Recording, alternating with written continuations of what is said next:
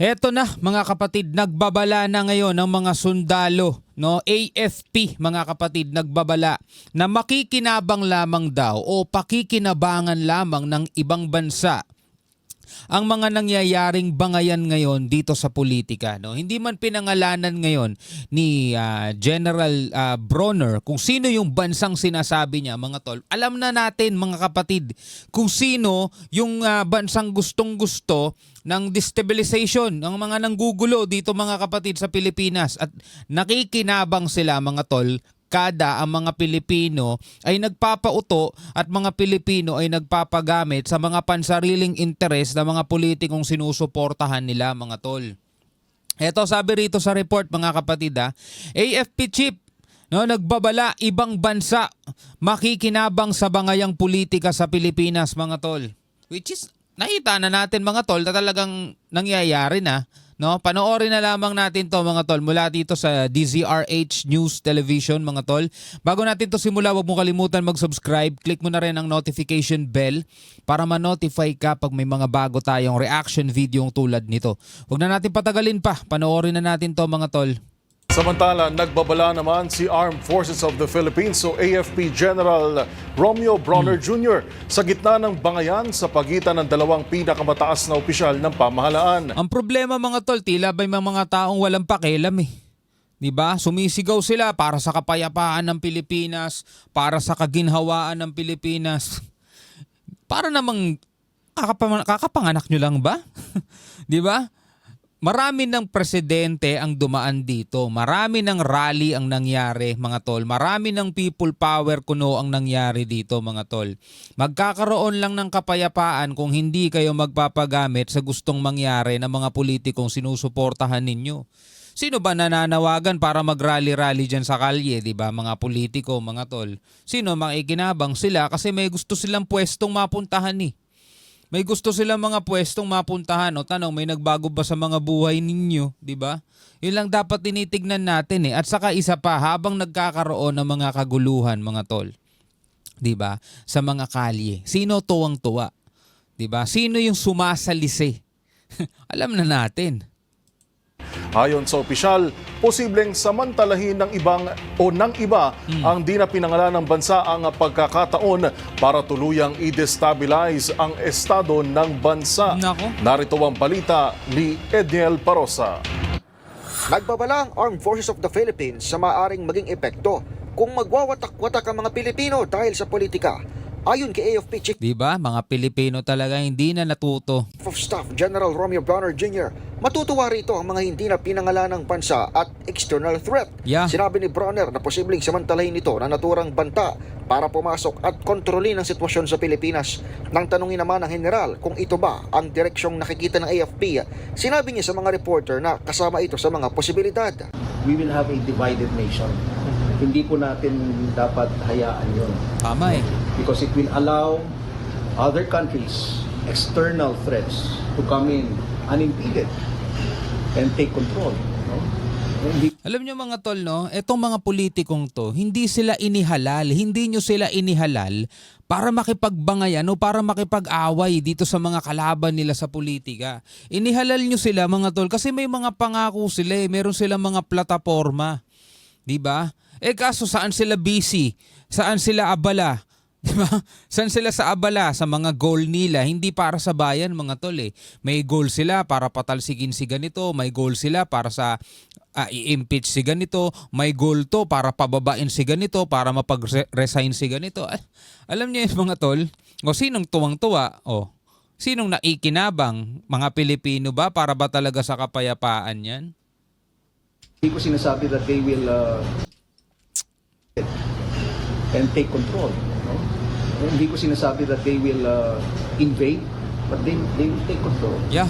Ginawa ni Bronner ang paalala matapos tablahin ang panawagang military intervention mula kay dating President Rodrigo Duterte. Samantala, Diba? May nananawagan pa. O, ng military intervention, ibig sabihin, nananawagan na mangiilam na daw ang militar. Biruin mo yun. Para ba sa kapayapaan talaga ng bansa ang panawagan na yan?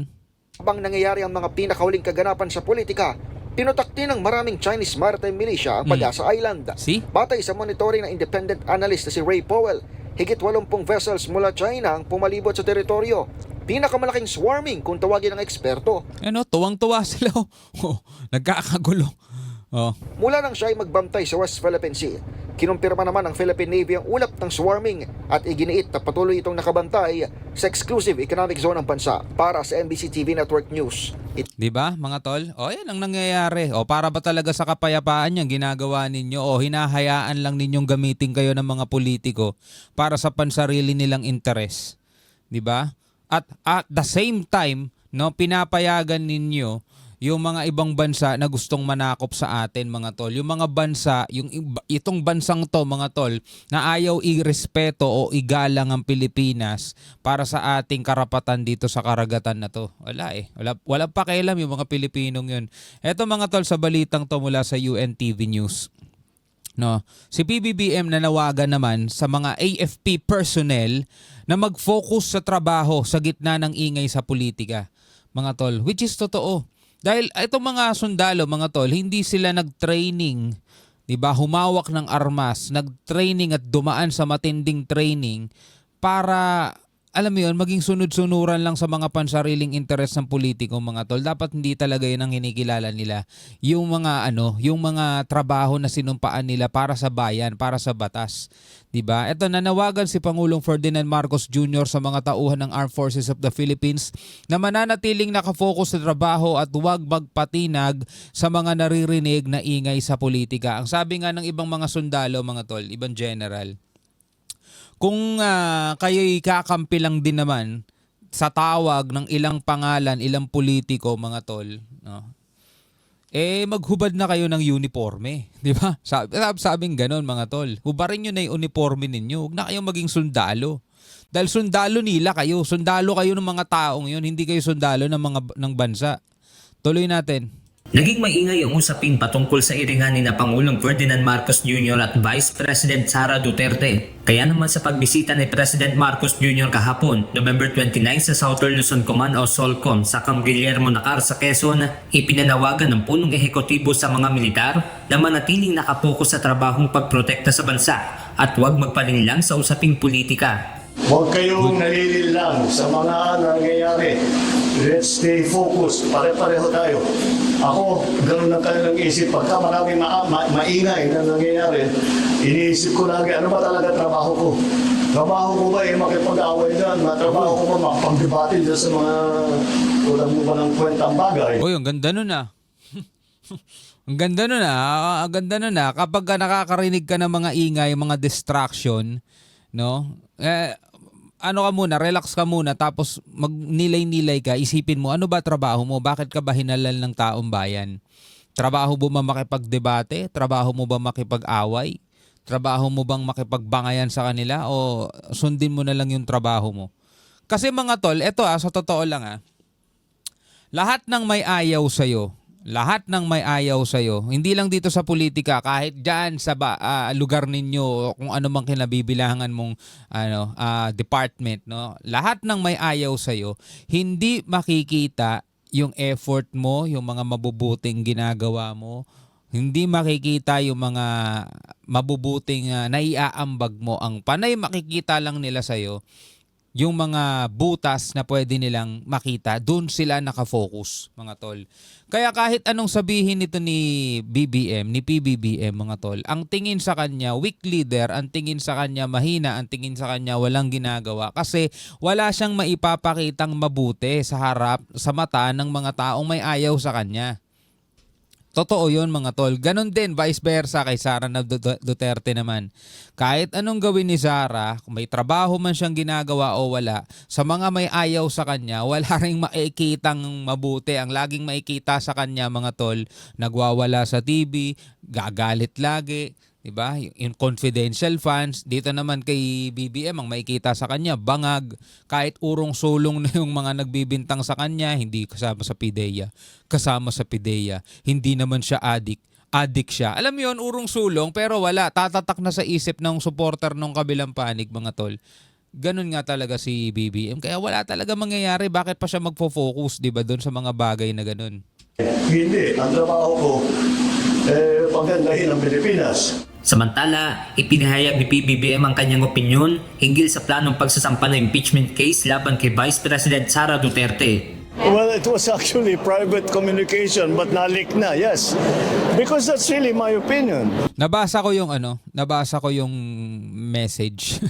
Oo nga, may nakalagay nga doon, Sara is unimportant. Sabing ganun, PBBM. In a large scheme, sabi nga, na large scheme ba yun, scale? Kung titignan, Sara is unimportant. So, wag na daw ituloy yung impeachment na yun. This is not important. This does not make any difference to even one single Filipino life. Ayon pa sa Pangulo, makakaabala lamang sa Kongreso, trabaho ng gobyerno at wala ring mabuting idudulot sa buhay ng mga Pilipino. Which is true. Abala lang sa Kongreso at sa Senado yan eh. Kung isusulong ang pagpapatalsik sa pangalawang Pangulo, kung kaya't hindi na niya ito dapat pang pagkaksayahan ng panahon. What will happen to if somebody files an impeachment? It will tie down the House, it will tie down the Senate, it will just take up all the time, and for what? For nothing.